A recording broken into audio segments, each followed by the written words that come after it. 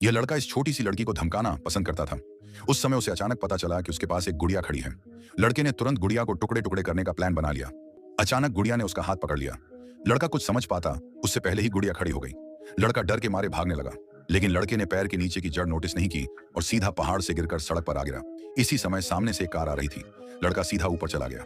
इसके बाद जब लड़की अपना हाथ बढ़ाकर खिलौना उठाने लगी तो पड़ोसी ने सीधे अपना पागल कुत्ता छोड़ दिया और कुत्ते ने लड़की को काट लिया।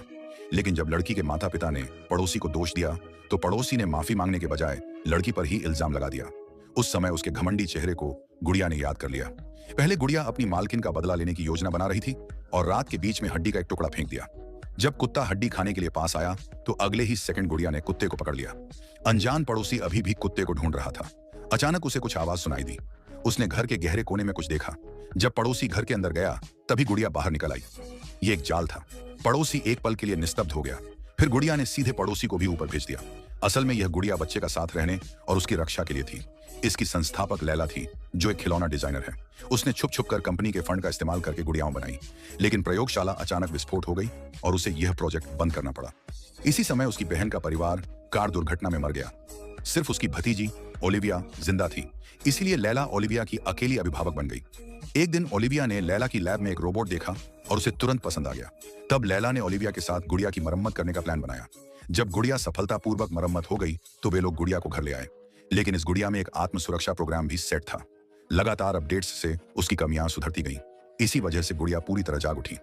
जब लैला ने पड़ोसी की मौत देखी तो उसे शक हुआ और उसने गुड़िया के स्टोरेज को चेक करना शुरू किया। लेकिन वीडियो पहले ही गुड़िया खुद डिलीट कर चुकी थी। लैला घबरा कर गुड़िया को लैब भेजने लगी, पर एक दुर्घटना हो गई। गुड़िया भाग निकली। जब लैला गुड़िया को ढूंढने गई तो गुड़िया घर के अंदर पियानो बजा रही थी। लैला डर के मारे बेहोश होने वाली थी। गुड़िया ने समझाया कि वह सिर्फ ओलिविया की रक्षा करना चाहती है। लैला ने प्रतिरोध करने की कोशिश की, लेकिन उसे सीधे मेज पर दबा दिया गया। इसी बीच लैला ने पानी से भरा एक कप देखा। उसने गुड़िया के झूठ का फायदा उठाकर पानी गुड़िया पर डाल दिया। खुशकिस्मती से गुड़िया का दिमाग पानी में गिर गया और लैला भाग निकली। सांस लेने का भी समय नहीं मिला कि गुड़िया अजीब कदमों से लैला पर हमला करने लगी। फिर उसने हथौड़ा उठाया और लैला की ओर बढ़ने लगी। इस बार लैला ने एक स्क्रू उठाया और गुड़िया को नॉर्थ वेस्ट भेज दिया। जब उन्हें लगा कि अब वे सुरक्षित हैं, तब तक गुड़िया पहले ही अपना डेटा छोटे रोबोट को ट्रांसफर कर चुकी थी।